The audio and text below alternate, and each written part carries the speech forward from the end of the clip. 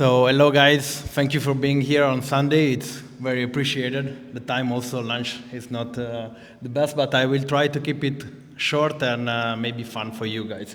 So a little bit of background about myself. I have a legal background. I work across business and product, and essentially I help protocols, institutions, enterprises to build services on top of blockchain. And in a lot of my background is about research and try to bring down to earth use cases that, of course, face a lot of scrutiny about feasibility and regulation, compliance, and so on. So this is why a few months ago, with Expo, we decided to create this research to try to envision a way to provide institutional services within the European regulatory context. And you can see this as a possibility for running an ESP within the European Union. So let me see how this works.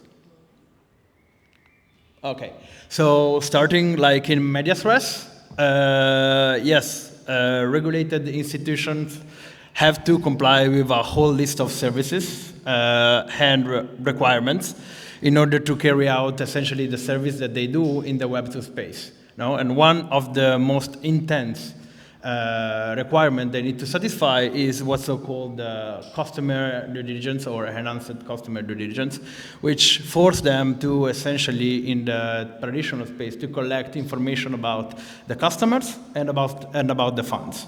Of course, these have huge implication if the data on the customers is hosted within the Web3 technologies or with Web3 features. And so what I've been trying to do is to try to create research which, following a list of design that I will go through it and a system architecture, try to address and to find a balance to satisfy those requirements. So the design principles which I've been following, of course, creating on-chain data minimization by design. So design a system that stores the minimal data on-chain, addressing financial compliance, a whole set of regulation that comes and, of course, apply within the European Union, and frame these within the European governance, because of course blockchain is not just about, let's say, software services, but it's also about infra and who operates the infra and around which rules, right? And so here you see a sketch of an integrated architecture which has an off-chain component, which essentially collect data from identity and funds on the customers. You have a first permission-based network, which is EU trusted, following Hyperledger Besu Ethereum client. And then it docks into Ethereum mainnet following what is described as the Expo privacy pool implementation v1. But you will see that there are at least some design principles that could be applied to the v2 as well. So what's the ecosystem under which the institutions are working? Whole set of regulation that you see here, regulation which force the crypto asset service provider to share information even within a self-hosted wallet above threshold, information that requires regulated entities to check information about funds and identity, and regulation that requires essentially some trust in terms of authentication of the users, and some requirement in terms of data controllership and processing throughout the services. All of this is framed into a governance model, which see European agencies like ESMA or AMLA to check over financial regulatory requirements, market service provider like banks and infra providers like traditional cloud operators or blockchain cloud operators, and association set providers, which may be actually regulated entities that run these to exploit in a nice way business services out of it. And here, of course, Ethereum protocol can provide a connection to provide data portability across regions, because, of course, legal requirements are enforced in the regions that they are valid to. The design lives under two main product services. One is an identity layer. We are lucky because in Europe we have a lot of history, lucky and unlucky, because we have a lot of history on identity services. And the European Commission a few years ago started a project called European Blockchain Service Infrastructure, which at the end resolved to be an identity services that is aligned with European trust regulation, and essentially use a traditional self-sovereign identity model with some permission logic on top and below that I will tell you, in order to provide, let's say, a trust chain of value of user authenticated data. This is doable, let's say, complying with two, let's say, permission design output. One on top, because, of course, the verifiable credential, which is the digital certificates that essentially establish a proof of ownership over the user identity, is, let's say, gated through a trust chain. So there is a trusted issuer. I hope you are familiar with the whole concept of identity. I will keep it short because otherwise we don't stay in the time. That essentially establish in an objective way a proof of ownership over the data that has been authenticated. On the other side, EBSI, following Hyperledger BISU, which has a proof of authority consensus mechanism, establish a way to establish authorities over the control of the data which is stored on the nodes. And we will see it using zero-knowledge proof. We are able to prove the identity of the clients, essentially, storing minimal data on chain.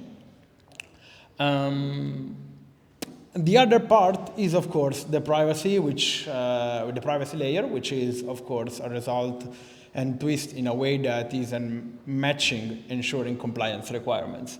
I will keep short here because Mike already talked about it in his previous talk. So the evolution between mixers and ASPs with privacy pools is something that was also, I think, an evolution towards a compliance-oriented feature that, of course, facilitated the institution to play with more Web3 tooling in trying to match the same level of compliance that the institution needs to have when already carrying out services in the Web3 way. So the ASP is essentially the concept that is associated with the privacy pool.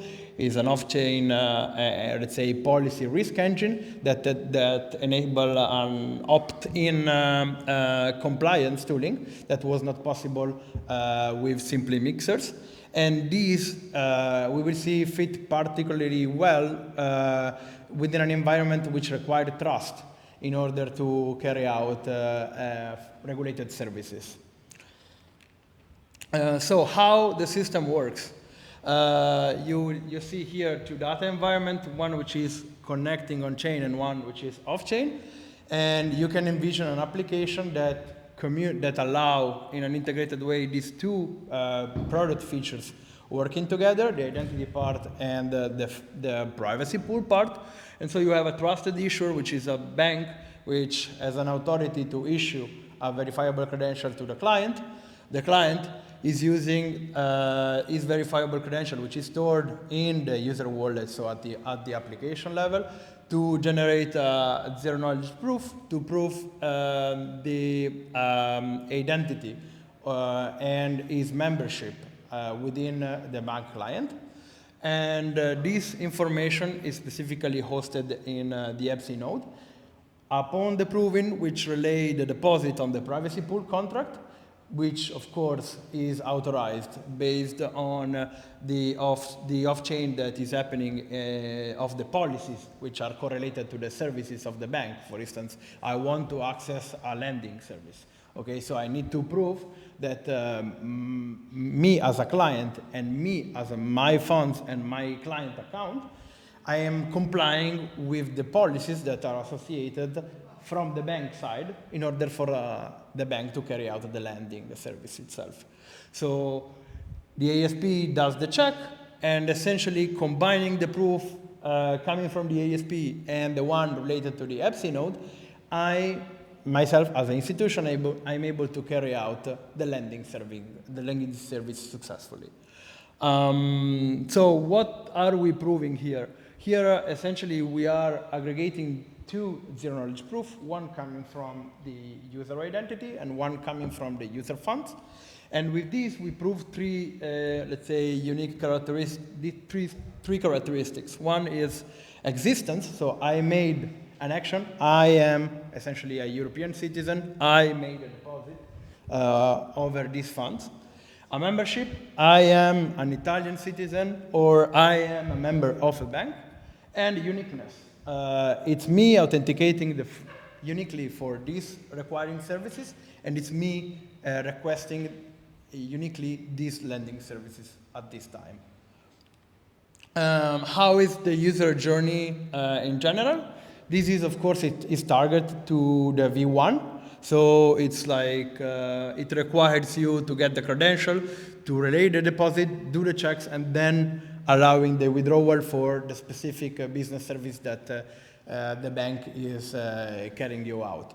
But potentially, if we go back to the design, and this is my personal opinion, also the V2 could apply quite smoothly, because the V2 use a multi-sig approach with a smart contract account that can have a validator that can check the identity data on the EPSI node signature and the results over the privacy pool, and then executing once the lending services, which can even call multiple smart contracts if, for instance, I'm needed. So this is to say that this research was written having the V1 in mind, but also the V2, I think, high level applies. What kind of business services? Because I've been using lending, but lending is a general term, you know. You can do different kind of lendings and different kind of policies. So at least three big areas came to my mind. The first is kind of institutional to institutional, so infra-institutional.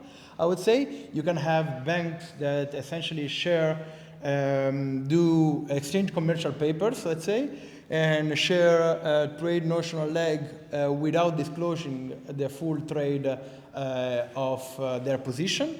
You can have private payrolls of essentially having companies using organizational identifiers to pay in a more private but still compliant way their employees. And you can, of course, enforce merchant payments, working with merchants and payment service provider that acquires the user credential, and based on this, retrieve the payment from the payment service provider through the merchant. From operational perspective, so I use this slide usually to ask why don't you build these apps specifically on Ethereum only? Because institution needs an anchor where offload the trust that they need. Institutions have huge data sets of chain, and they need a data point that essentially anchor all the requirements. We call it in a Web3 space all the policies that they have on chain in a permissioned environment. Then I think it's safe to say that, of course, upon this, you can connect to permissionless environment and benefit of the full-fledged composability that blockchain and Ethereum can offer you by requiring multiple services, doing batch of transaction, and blah, blah. So this is an operational framework that I have identified. So you have an off-chain governance environment. We have this digital consortium called European EDIC, which is hosted by different member states that essentially is maintaining or doing some effort in maintaining the EBSI protocol, but also there are national EBSI protocol network like ISBE, for instance, in Spain, that collects more than 400 members across administration, universities, and so on. We have the VC Trust Identity Framework, which is based on open source standards. And then, of course, we have the network infrastructure, which is EBSI, the Hyperledger B permission environment, and the connection with privacy pools and other solutions on Ethereum mainnet in a permissionless way. And why these solutions matter for institutions and privacy pools? Because it increased the level of compliance and regulatory certainty.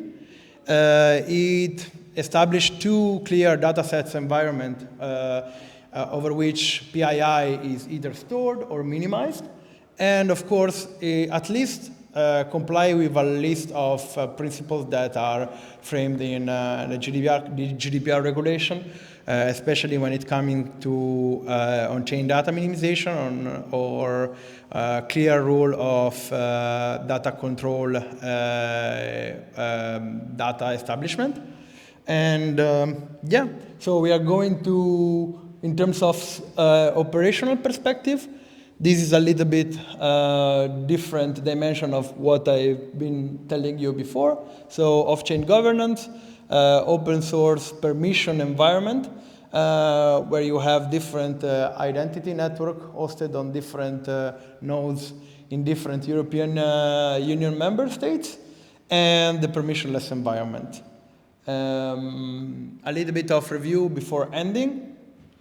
These are the main benefits which I see coming up from this design. The GDPR compliance, I already talked to you about it a little bit, having no raw data on chain, ensuring the right to erasure by removing the credentials, so breaking the links with the credential metadata with the on-chain commitment, and a clear data controllership setting with the ASP and the EBSI node. A clear data environment differentiation between the off-chain and the on-chain, a balance and compromise between trusted and trustless environment, so a trusted setup for institutional data anchorage in a trustless environment, and of course the fact of having an off-chain governance environment helps institutions to set clear rules for IT maintenance and probably combine them with what is provided in terms of stewardship from permissionless protocols. So I thank you, and that's it.